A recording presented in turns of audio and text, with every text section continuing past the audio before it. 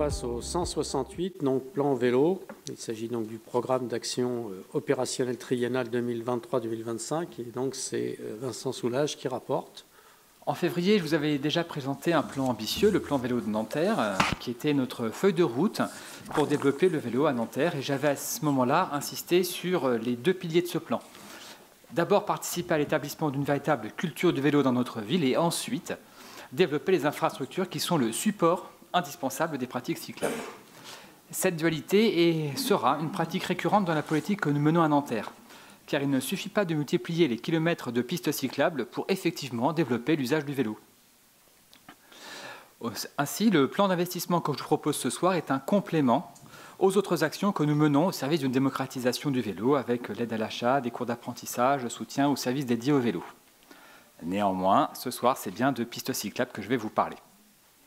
Durant le mandat précédent, la municipalité avait travaillé à un schéma directeur des circulations cyclables qui alimente désormais très activement notre réflexion. Et depuis les confinements, presque toutes les collectivités avec lesquelles nous travaillons se sont lancées dans des démarches analogues.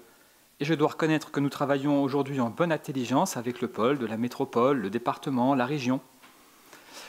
Ainsi, d'un point de vue formel, le plan triennal que je vous présente ce soir est la conséquence directe d'une demande de la région Île-de-France, puisque dans le cadre de son plan vélo régional, celle-ci peut apporter son soutien financier à condition que la collectivité ait voté avant le 31 décembre 2022 un document stratégique territorial sur 3 ans. Et c'est ce document que je vous présente ce soir sous le nom un peu compliqué de Programme d'action opérationnelle triennale. Il nous permet non seulement de répondre à la demande de la région, mais aussi et surtout de structurer l'action communale et de lui donner une visibilité dans un contexte marqué par l'intervention de nombreux acteurs publics.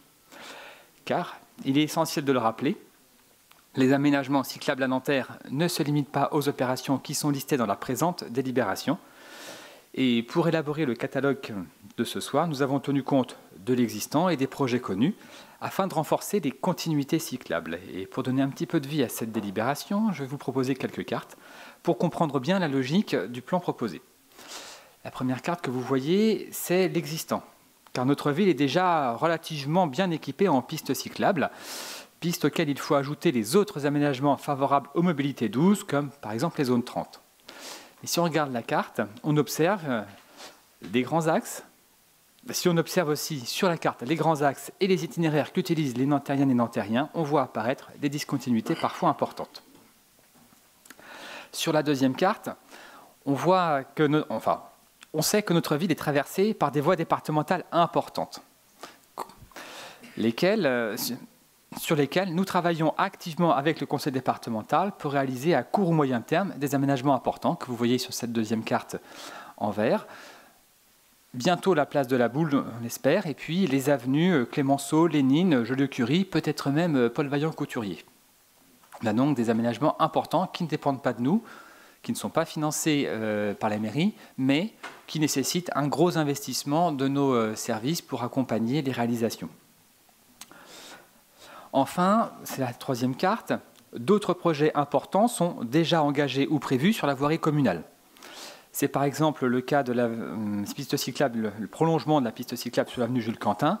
C'est le cas du gros projet de Percé-Gallieni et autour de toute la réorganisation du pôle Nanterre-Ville, ou encore d'un projet de piste cyclable sur l'avenue des Champireux dont les travaux vont commencer à la fin du mois. Enfin, en complément de toutes ces réalisations, nous avons retenu, et c'est la quatrième carte, 8 projets d'aménagement d'ampleur divers. Le premier, au nord et dans l'ordre alphabétique, c'est le boulevard de la Seine qui doit faciliter l'accès à la Seine.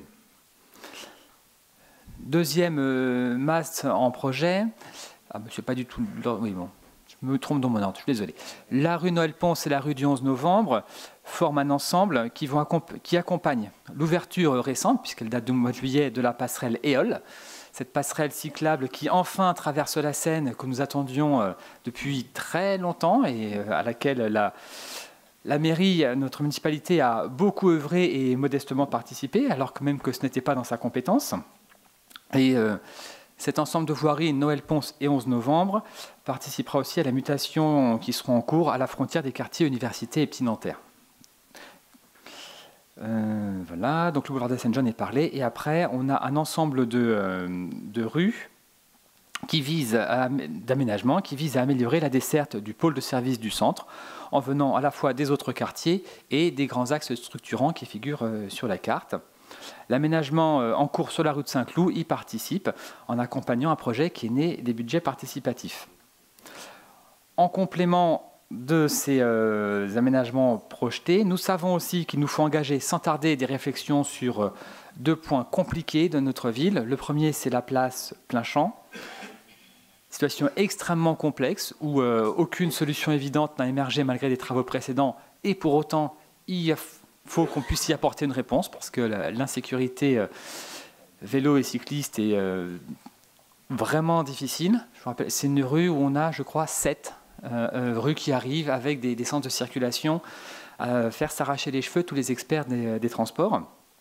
L'autre situation est l'avenue Pablo Picasso, où la situation n'est plus satisfaisante, en partie à cause des travaux, mais pas uniquement. Et il nous faut engager une réflexion sur l'ensemble de ces axes pour permettre de faire émerger un aménagement cohérent. Enfin, et parce que les vélos doivent non seulement circuler, mais aussi être stationnés, nous projetons d'installer des lieux de stationnement, box ou arceaux, qui figurent donc dans le plan triennal qui vous est proposé ce soir. Au final, ce plan d'action est l'occasion de formaliser plusieurs projets et de nous engager auprès des Nantériens sur ces différentes actions. Et je parle bien d'actions et pas de projets, parce que ceux-ci sont loin d'être fixés et ficelés. Pour chacun, j'irai échanger avec mes collègues élus et avec les habitants pour définir les modalités d'aménagement les plus adaptées, et les montants figurant dans le plan sont donc des enveloppes qui pourront être adaptées en fonction de nos échanges. Après ces explications, j'espère que ce programme vous permet de visualiser ce à quoi ressemblera Nanterre d'ici 2025, les cyclistes en plus.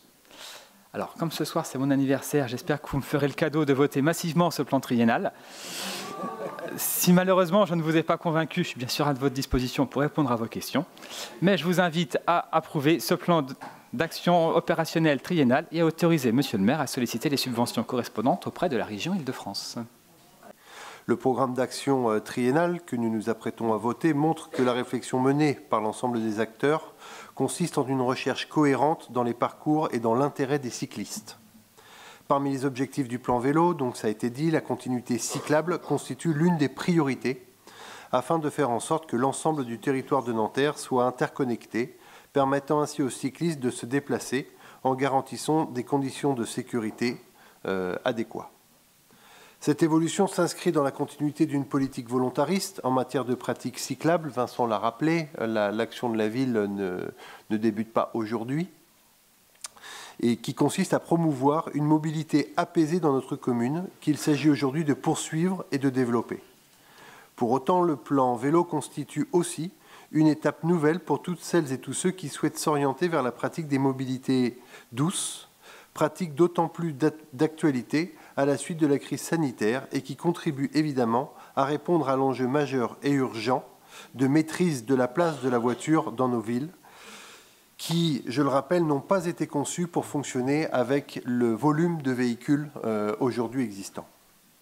En la matière, nous le disions, à Nanterre ne part pas de rien. En témoigne notamment le récent classement publié dans Le Parisien, faisant de Nanterre la 11e ville-préfecture de l'Hexagone la plus agréable à vivre sans voiture, grâce, entre autres, à des alternatives que sont les transports en commun, le vélo ou encore les aménagements permettant la marche à pied. C'est dans cette optique qu'un partenariat entre la ville et la SNCF, la région, le département et la communauté d'agglomération Saint-Germain-Boucle de Seine, que la passerelle Éole, Vincent en a parlé, a pu être construite et inaugurée le 15 septembre dernier. Ce nouvel axe offre une possibilité d'enjamber la Seine pour se rendre à Beson, Houille et Carrières-sur-Seine sans avoir à passer par le pont de Beson ou de Chatou. L'ouverture de la passerelle Éole acte l'entrée de nos territoires dans une nouvelle ère de mobilité en créant une continuité cyclable entre les Hauts-de-Seine, le Val d'Oise et les Yvelines. Par ailleurs, et dans ce cadre, les réflexions en matière d'aménagement de voirie contribuent également à favoriser la pratique du cycle, à l'instar du projet de requalification de la rue de Saint-Cloud, par exemple, qui est en cours d'élaboration avec les riverains et qui a vocation à aboutir à la mise en place d'une zone 30 sur le secteur du Mont-Valérien, propice au cycle. C'est d'ailleurs dans le même ordre d'idée que la ville a revu son projet de boulevard Beltrame, initialement conçu pour favoriser les liaisons piétonnes, cyclables et automobiles, en le transformant en voie verte réservée aux seuls piétons et mobilité douce. Grâce à ce plan d'action, nous apportons notre contribution résolue en continuant d'encourager la pratique des mobilités douces et des nouveaux moyens de déplacement dans l'espace urbain, indispensables au développement d'une ville durable dont nous portons l'ambition. Maintenant, je vous remercie. Je vous propose d'adopter ce plan. On a terminé donc les travaux de ce conseil municipal. Je vous annonce que le prochain conseil municipal se tiendra le lundi 13 février 2023. Merci à vous.